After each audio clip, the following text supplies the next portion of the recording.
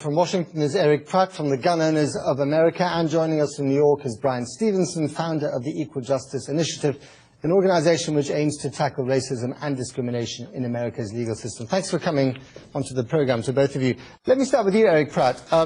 You heard it in the pieces over and over again by some that this should be described and condemned as an act of terrorism. Do you agree? Well, we certainly don't care what it's called. It was an egregious murder, and we certainly hope that this guy faces the death penalty for what he had done. I think there's a lot of issues related here.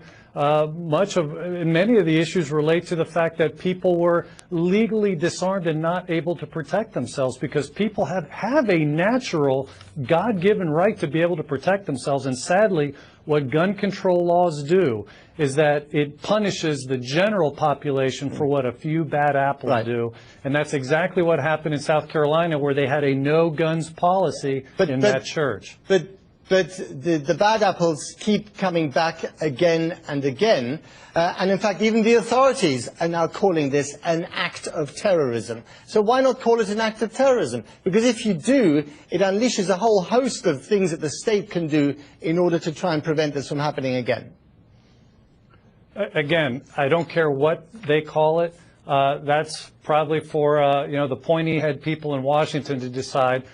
We know that this was murder. It was a horrendous murder, and sadly, it could have been prevented. You said that they keep coming back and back and back, and yet what goes unreported is that 98% of these mass shootings occur in places where the victims are legally disarmed. And the same thing happens in Europe. Look at the Charlie Hebdo shootings, or in Norway, where 69 people, many of them children, were gunned down, or Derek Bird in England. You know, having laws that says you cannot protect yourself doesn't stop the bad apples from getting guns. In fact, it emboldens them. Right, let me ask you one question then, because you referred to this earlier. Are you seriously saying that you would like to have seen those parishioners, the people who were murdered, slaughtered, carry guns in their Bible class, because that would have prevented this from happening?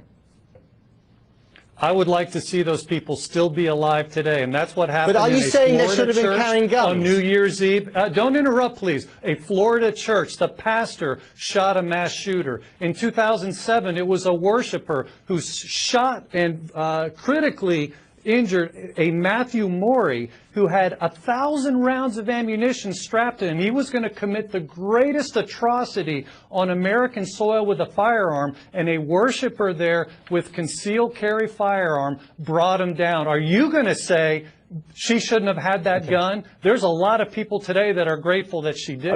Okay, but just very briefly to clarify, are you saying that those parishioners who were killed should have been carrying firearms? Yes, they still might be alive today, just like the people in Florida, just like the people in Colorado. That's exactly what I'm saying. Okay. Erich Pratt, thank you very much. Let's